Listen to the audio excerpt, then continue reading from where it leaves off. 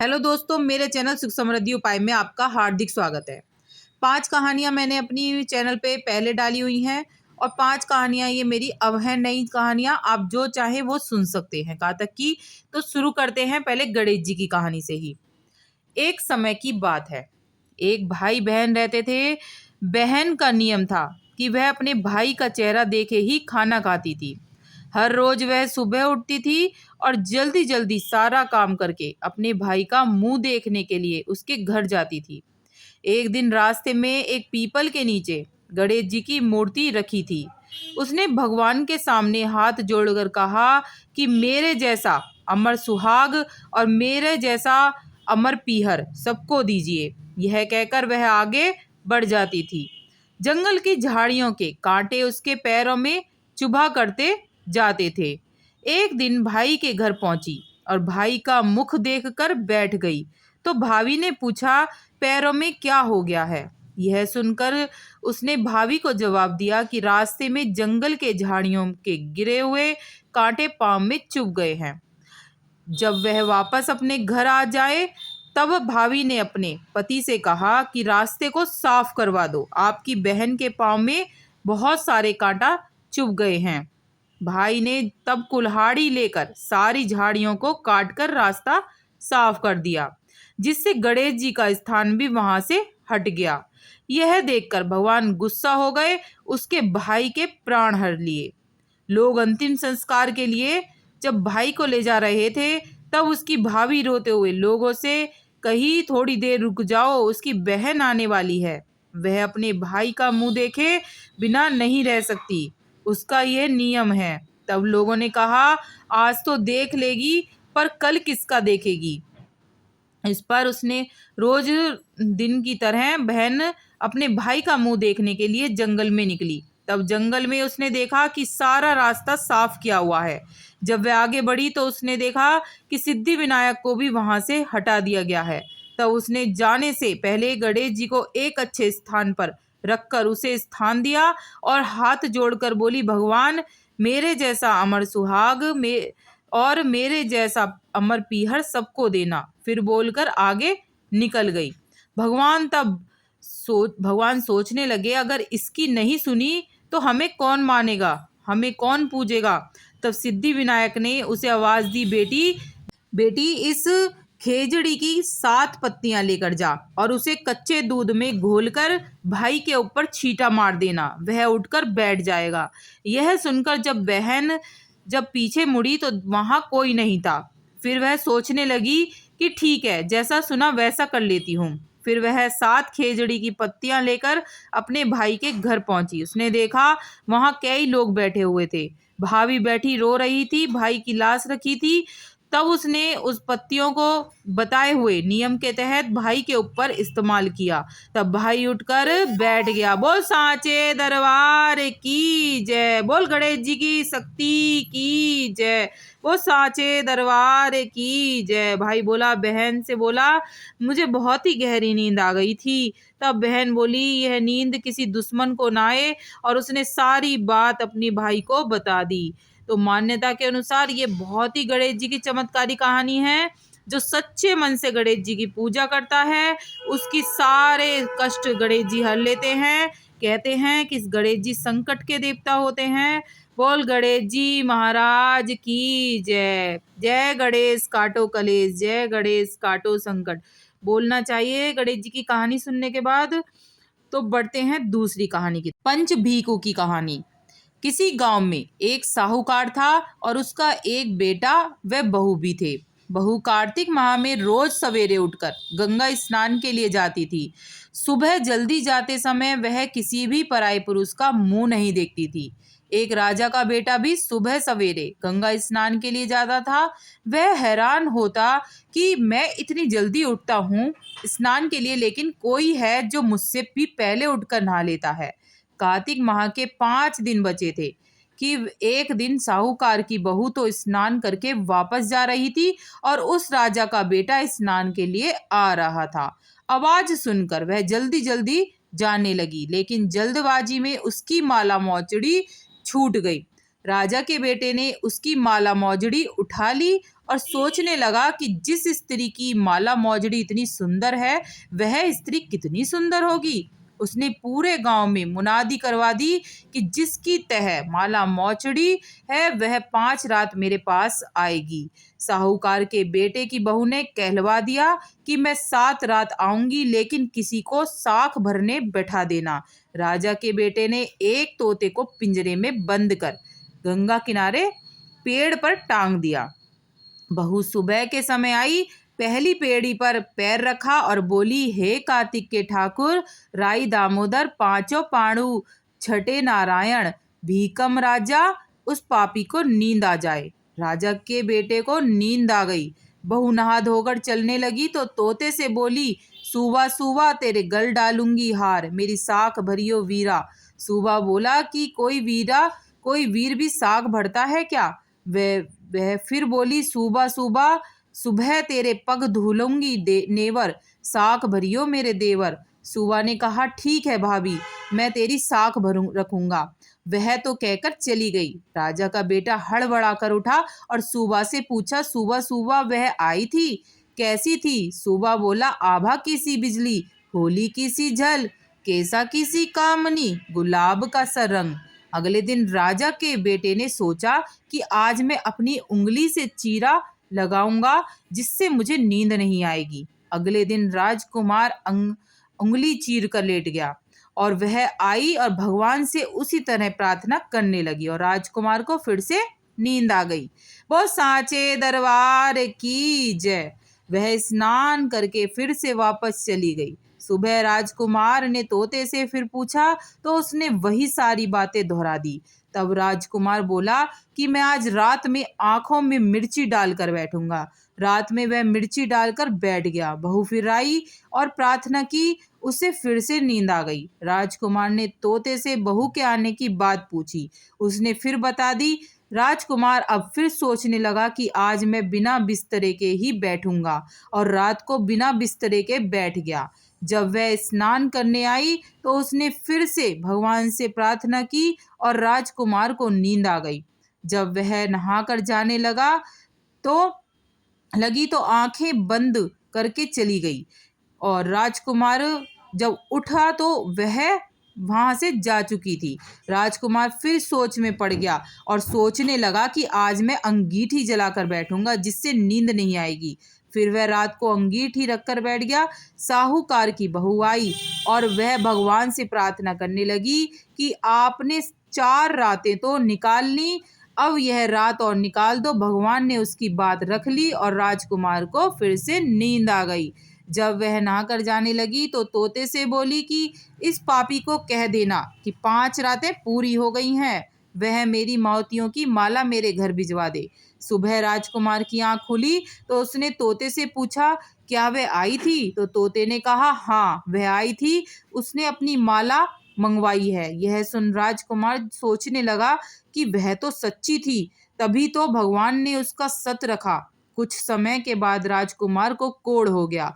राजा ने ब्राह्मण को बुलाकर पूछा कि मेरे बेटे का शरीर क्यों जल रहा है। ब्राह्मण ने विस्तार से सारी बात राजा को बताई कि उसने क्या किया था। ब्राह्मण ने कहा कि इसने पवित्र स्त्री पर बुरी नजर डाली, इसलिए इसको ये रोग हो गया है। राजा ने इसके ठीक होने का उपाय पूछा तो ब्राह्मण ने कहा कि यह उस साहूकार की बहू को धर्म की बहन बनाए और रोज उसके नहाए हुए जल से यह स्नान करे, तभी ये ठीक हो सकता है। राजा साहूकार की बहू की माला लेकर साहूकार के घर गया और बोला कि यह माला आपकी पुत्र वधू की है, इसे ले और आपकी बहू के नहाए हुए जल से मेरे बेटे को नहला दे। साहूकार बोला कि वह तो किसी पराये पुरुष का मुंह तक नहीं देखती, आप उसे उस नाली के पर बिठा दीजिए जहां से वह पानी आएगा। राजकुमार ने ऐसा ही किया और कुछ समय बाद उसका शरीर चंदन सा हो गया। हे पंचभीगु देवता, जैसे आपने साहूकार की पुत्र वधू का सत रखा, वैसे सब किसी का रखना। कहते सुनते हुंकारा, भरते का भला। बोल सांचे दरबार की जय। बोल कार्तिक के ठाकुर ठकरानी की जय। सुन लेते हैं तीसरी कथा, लपसी तपसी की कहानी। कार्तिक के महीने में पूजा पाठ और व्रत की कहानी सुनने के बाद नारद जी के तपसी को दिए गए वचन के अनुसार कार्तिक मास में हर पूजा और कहानी के बाद सुनाई जाती है लपसी तपसी की कहानी। तो सुनते हैं। एक था लपसी, एक था तपसी। तपसी भगवान की तपस्या में लीन रहता था और लपसी रोज सवा सेर की लपसी बनाकर भगवान का भोग लगाकर ही पूजा भोजन करता था। एक दिन उन दोनों में लड़ाई हुई। तपसी बोला मैं बड़ा और लपसी बोला मैं बड़ा। इतने में आ गए नारद जी। बोले भाई क्यों लड़ रहे हो? वे बोले हम में से कौन बड़ा है? नारद जी ने कहा इस समय तो मुझे जल्दी है, कल बताऊंगा। और यह कहे कर नारद जी चले गए। दूसरे दिन नारद जी फिर आए तो उन्होंने एक एक कीमती रत्ने जड़ित अंगूठी उनके आगे डाल दिया। तपसी ने झट अपने घुटने के नीचे छिपाया और सोचा कि आज लपसी की सारी हैकड़ी निकाल दूंगा, खूब धन मिलेगा जिससे यज्ञ करूंगा और अपने आप ही बड़ा बन जाऊंगा। लपसी ने रतन जड़ित अंगूठी देखी और विचार किया कि इसे पास रखूंगा तो कोई आकर गर्दन काट देगा और ले जाएगा, ऐसा विचार कर फेंक दिए। नारद जी आए और तपसी से बोले कि तेरे घुटने के नीचे क्या? तपसी ने घुटना उठाया तो 1.25 करोड़ की अंगूठी निकली। नारद जी बोले इतना भजन भाव करके भी तेरे मन में चोरी नहीं गई, तेरे से तो लपसी ही बड़ा है। तब तपसी बोला कि महाराज यह आदत कैसे छूटे और पाप कैसे उतरे? तो नारद जी बोले कि कार्तिक महीने में स्त्रियां कार्तिक रखेंगी, वे अपना पुण्य तुम्हें देंगी, तब ये पाप ही उतरेगा। तब बोला मुझे अपना फल कैसे देंगी? तो नारद जी ने कहा कि आज से और कहानियां कहने के बाद तुम्हारी कहानी कहेंगी तभी उन्हें कहानी का फल मिलेगा। भोजन कराकर या सीधा देकर दक्षिणा ना देंगी तो उसका फल तुम्हें होगा। इतना कहकर नारद जी चले गए। तब से और कहानी कहने के बाद लपसी और तपसी की कहानी का रिवाज हो गया। कार्तिक में और सब कहानियों के बाद यह कहानी करनी चाहिए। नारद जी ने जो और सीख दी है वह भी पालनी चाहिए। बोल कार्तिक महाराज की जय, वो साचे दरबार की जय। अब सुन लेते हैं चौथी कहानी। माता तुलसी का असली नाम वृंदा था। उनका जन्म राक्षस कुल में हुआ था, लेकिन वह श्री हरि विष्णु की परम भक्त थी। वृंदा जब बड़ी हुई तो उनका विवाह जलंधर नामक असुर से करा दिया गया। वृंदा भगवान की विष्णु की परम भक्त तो थी ही, साथ ही वह पवित्र स्त्री भी थी। उनकी भक्ति और पूजा के कारण उनका पति जलंधर अजय होता गया और उसके चलते उसे अपनी शक्तियों का अभिमान हो गया और उसने स्वर्ग पर आक्रमण कर देव कन्याओं को अपने अधिकार में ले लिया। इससे क्रोधित होकर सभी देव भगवान श्री हरि विष्णु की शरण में गए और जलंधर के आतंक का अंत करने के लिए प्रार्थना की। परंतु जलंधर का अंत करने के लिए सबसे पहले उसकी पत्नी वृंदा का सतीत्व भंग करना अनिवार्य था। भगवान विष्णु ने अपनी माया से जलंधर का रूप धारण कर वृंदा के पवित्र व्रत धर्म को नष्ट कर दिया और इसके परिणाम स्वरूप जलंधर की शक्ति क्षीण हो गई। वह युद्ध में मारा गया, लेकिन जब वृंदा को श्री हरि के छल का पता चला तो उन्होंने भगवान विष्णु से कहा, नाथ, मैंने आजीवन आपकी आराधना की, आपने मेरे साथ ऐसा कृत्य कैसे किया? यह प्रश्न का कोई उत्तर श्री हरि नहीं दे पाए। और तब वृंदा ने भगवान विष्णु से कहा कि आपने मेरे साथ पाषाण की तरह व्यवहार किया है, मैं आपको श्राप देती हूँ, आप पाषाण बन जाएं। यह कहते ही भगवान श्री हरि पत्थर समान हो गए और सृष्टि का संतुलन बिगड़ने लगा। तब देवताओं ने वृंदा से याचना की कि वे अपना श्राप वह वापस ले। भगवान विष्णु भी वृंदा के साथ हुए छल से लज्जित थे और अंत में उन्होंने भगवान विष्णु को क्षमा कर दिया और भगवान विष्णु को श्राप मुक्त कर जलंधर के साथ सती हो गई। वृंदा की राख से एक पौधा निकला जिसे श्री हरि विष्णु ने तुलसी नाम दिया और वरदान दिया कि तुलसी के बिना मैं किसी भी प्रसाद को ग्रहण नहीं करूंगा। मेरे शालिग्राम रूप से तुलसी का विवाह होगा और कालांतर में लोग इस तिथि को तुलसी विवाह करेंगे, उन्हें सुख और सौभाग्य की प्राप्ति होगी। बोल तुलसा माता की जय, बोल विष्णु भगवान की जय। अब सुन लेते हैं पांचवी कहानी। तारा बहू की कहानी। किसी नगर में साहूकार था और उसकी एक बहू तारा भोजन करती थी। एक दिन उसने अपनी सास को कहानी सुनने को कहा तो सास ने मना कर दिया और कहा कि मुझे अभी अपनी पूजा करनी है। उसने फिर अपनी जेठानी से कहा कि आप मेरी कहानी सुन लो। उसने भी मना करते हुए कहा कि मुझे तो अभी खाना बनाना है। उसने फिर अपनी देवरानी से कहा कि मेरी कहानी सुन लो। उसने भी बहाना बना दिया कि मुझे बच्चों को देखना है। उसने फिर अपनी नंद से कहा कि मेरी कहानी सुन लो। उसने भी कह दिया कि मेरे ससुराल से बुलावा आ गया है, मुझे जाने की तैयारी करनी है। वह राजा के पास गई, मेरी कहानी सुन लो। राजा ने भी कहा मुझे व्यापार देखना है, कहानी का समय नहीं है। उसकी यह मनोदशा देखकर भगवान उसके लिए स्वर्ग से विमान भेजते हैं। स्वर्ग से विमान आया देखकर उसकी सास भी भागकर जाने के लिए आती है, लेकिन बहू मना कर देती है, आपको तो पूजा करनी है। फिर जेठानी आती है तब कहती है आप कैसे चलोगी, आपको तो खाना बनाना है। देवरानी आती है तो उसको भी मना कर देती है, तुमको बच्चों का ख्याल तो रखना है। नंद आती है तो उसको कह देती है तुम्हें तो ससुराल जाने की तैयारी करनी है, सो तुम वह करो। राजा जी आते हैं, मैं चलता हूँ तुम्हारे साथ। लेकिन बहू कहती है तुम्हें तो कारोबार संभालना है तो उसे संभालो। आखिर में पड़ोसन आती है, कहती है कि बहन तुम्हारे साथ चलूं। तब बहू कहती है हाँ तुम मेरे साथ चलो, क्योंकि तुम ही तो हो जिसने मेरे कार्तिक के पूरे माहे मेरी कहानी सुनी है। दोनों विमान में बैठकर स्वर्ग जाने लगते हैं। तभी रास्ते में ही बहू को अभिमान हो जाता है कि मैंने कार्तिक के पूरे माह व्रत किया और कहानी कही, इसलिए मुझे स्वर्ग का वास मिल रहा है। लेकिन मेरी पड़ोसन ने तो कहानी केवल सुनी है, व्रत नहीं किया, फिर भी मेरी वजह से इसे भी स्वर्ग मिल रहा है। बहू यह विचार मन में सोचती जा रही थी कि अचानक भगवान ने उसे विमान से नीचे फेंक दिया। उसने पूछा भगवान मेरे अपराध तो बता दीजिए, आपने ऐसा क्यों किया है। भगवान बोले तुझे अभिमान हो गया, इसलिए तू यहीं धरती पर रह। अब तू आने वाले 3 साल तक तारा भोजन व्रत करेगी, तभी तुझे स्वर्ग की प्राप्ति होगी।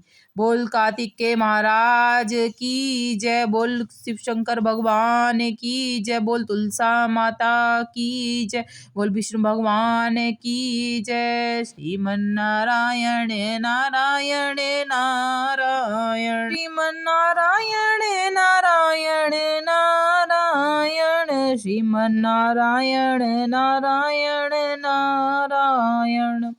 दोस्तों इसी तरह आपको भजन संध्या करनी है और फिर अपनी पूजा पाठ करके मैंने वीडियो डाली है, किस तरह से आपको करनी है वो आप देख सकते हैं मेरी चैनल्स पे। मैंने पूरी अपनी वीडियो बना के डाली है, किस तरह से मैं कातक नहा रही हूँ, तो आप देख सकते हैं। वीडियो उपयोगी लगे तो लाइक सब्सक्राइब जरूर करिएगा, जिससे आगे वीडियो मिलती रहे। और कमेंट में जय माँ तुलसी लिखना ना भूलें। जय माँ तुलसी दोस्तों।